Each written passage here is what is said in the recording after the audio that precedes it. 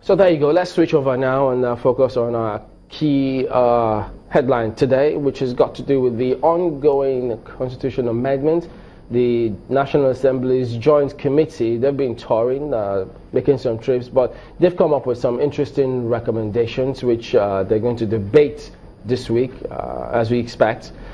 Now, we've got Mr. Zik Obi, who is a legal practitioner. He joins us to weigh in on some of those provisions, recommendations, as they were.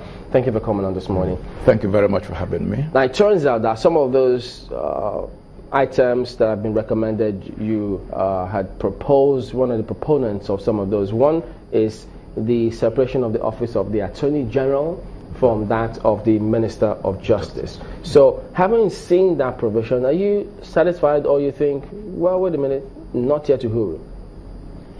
Exactly, it is not yet Uhuru until we see what the provisions are, or when the amendment comes through.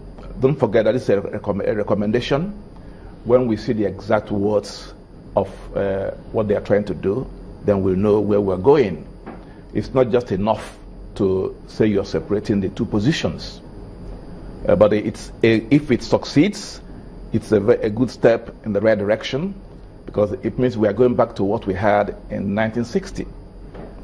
So if we're looking at this and it comes through, what will be the impact to the dispensation of justice and the so many conflicting corridors between the Minister of Justice and the AGF?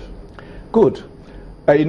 Merely separating the two positions, it's good, but it does not quite deal with the justice delivery system that we are looking for.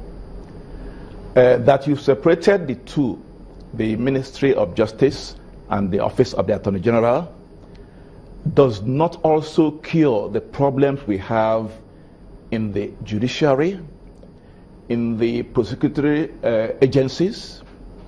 Because don't forget that right now, the Attorney General and the Minister of Justice is the chief law officer of the country.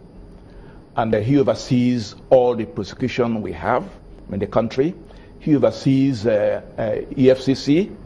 He oversees the police prosecutions. He oversees virtually everything that concerns the prosecutions in the criminal justice system.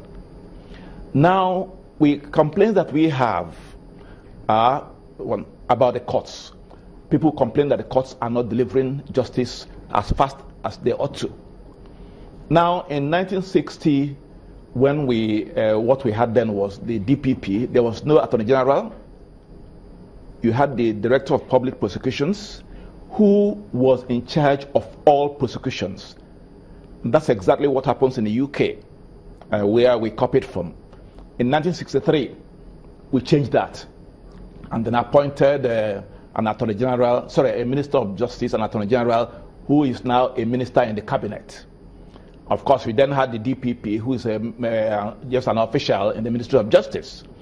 Now, when you take that, excuse me, when you take that, you find that you have not actually achieved what you want to achieve. In 1963, the states were virtually independent in terms of the judiciary. They had their own courts. In fact, they even had, under their own separate constitutions, they also had the regional courts of appeal in the states then, even in 1963. All these were abolished when the military came. You find that most of the delays we have now, right now, you have a matter in court, in the state high court. It goes to the Federal Court of Appeal, and then from there it goes to the Supreme Court. But in those days, you go from the state high court to the state court of appeal.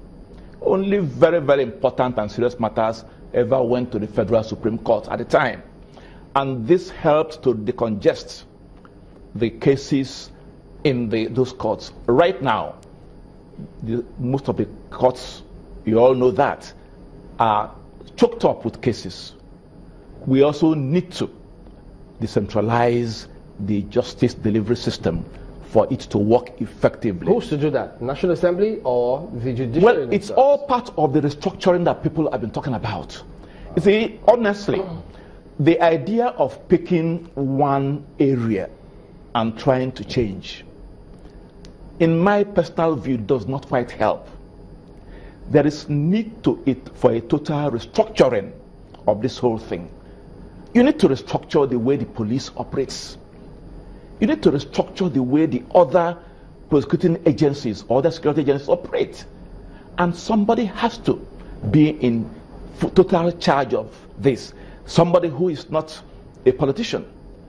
Now, the one we are dealing with about the separation, we don't know yet what the terms are, what the tenure, even though it's stated in one of their recommendations that it's designed to provide for security of tenure and make sure removing from partisan politics, until we actually see those things and see how they operate.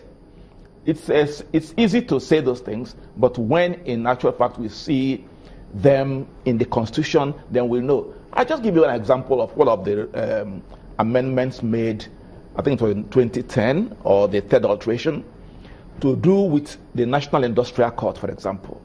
The National Industrial Court was never